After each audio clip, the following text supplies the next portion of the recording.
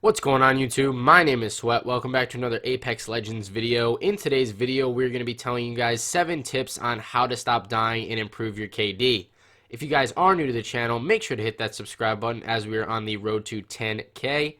And without further ado, let's get right into it. Alright, so the tips that I have today for you will include knowing when to back off fights, landing somewhere secluded, choosing when to push wisely, not chasing alone, third partying, playing as a team, and last but not least, stop giving up positioning.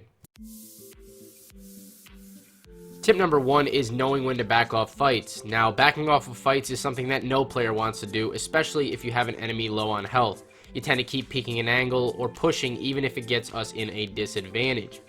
There's a blurred line between what is the right play and what is the wrong play because everything is situational. You have to be able to think quickly and make the correct decisions so that you don't end up going down and putting your team in a bad spot, such as a 2v3 or a 1v3. Now, the scenarios where you would want to back off a fight would include when you're outnumbered by the enemy team, the other team has a positional advantage such as high ground or has you trapped between them and the zone, or when the enemy has you weak on health. In any of these cases, you would quickly need to relocate yourself to a safe position, preferably where you have a height advantage or at least have a place to regroup before engaging with another squad.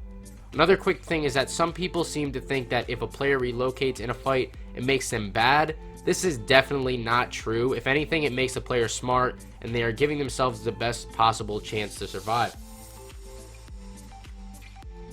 Tip number 2 is landing somewhere secluded. I know all of you high kill legends out there will hate this tip, but it's the only real way to prevent getting trash loot and dying right away. We've all landed right away and searched a whole building only to find a P2020 and a Mozambique with no hammered points, while Flossy Carrot 72 finds an R9 and a Spitfire. RNG is going to happen, and it's going to happen often. So the only way to consistently combat this is landing somewhere where no one is going. That way you can loot a bunch of buildings and at least leave the area with some decent loot. Plus, another thing to take into consideration is that 90% of the predators and diamonds will be landing at the hot drop locations. So if you want to avoid them in the beginning and fight some poopers off the start, then try landing in a secluded area. That will be the way to go. This is an easy way to get some kills and raise your KD if you do this consistently. Tip number 3 is choosing when to push wisely. Choosing when to push is another thing that can be situational. It all depends how many players you still have alive on your team, how low the enemy is on health, or if you're going out of the zone to push into a fight. Let's start with how many players you have alive. You always want to make it a numbers game, in that you at least want the amount of people on your team to be the same or less on the enemy squad. What I mean by this is don't be pushing into a group of 3 players with only 1 squad mate alive. Wait until you knock an enemy and then coordinate a push with your teammate so that you aren't outnumbered and get shot from 3 different angles.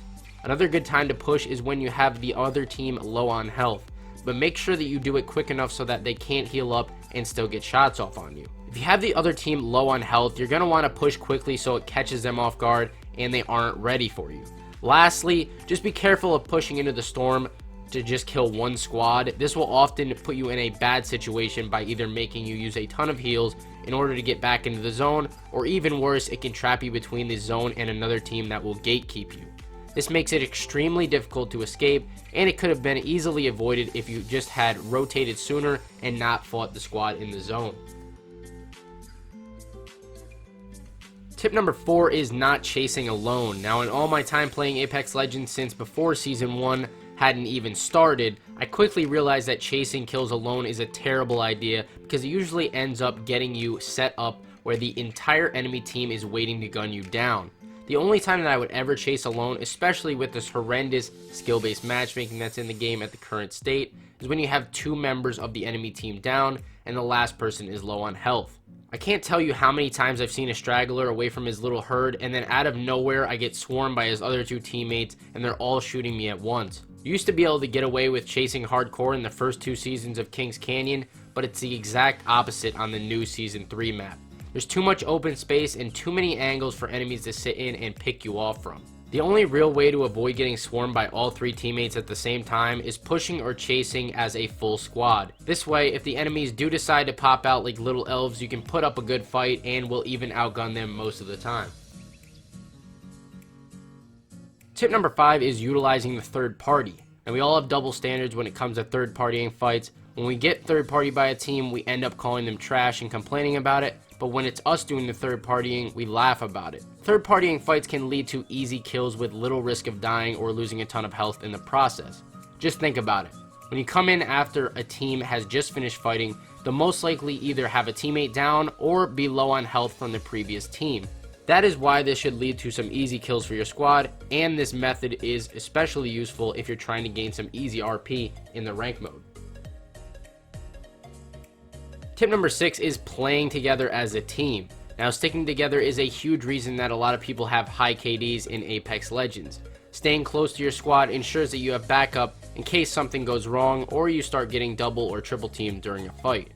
Calling out can also lead to a lot of kills with very few deaths if you do it correctly. Communicating whether an enemy is low, how many enemies there are, or if an enemy is trying to sneak up behind you can mean life or death in certain scenarios. Like I've said in the past, it doesn't matter if you guys don't have a microphone to plug in, just use the ping system wisely and let your teammates know what is happening around you. Last but not least is tip number 7, stop giving up positioning. Now, I've seen this happen countless times where someone has the high ground or positional advantage, they knock one player on the enemy team or get them low on health, and then they jump down from the high ground to chase the kill and end up dying to the other 2 members of the team. The only reason you should ever be jumping down or leaving a positional advantage is when your whole team is with you or you have 2 of the opposing players knocked in a certain situation.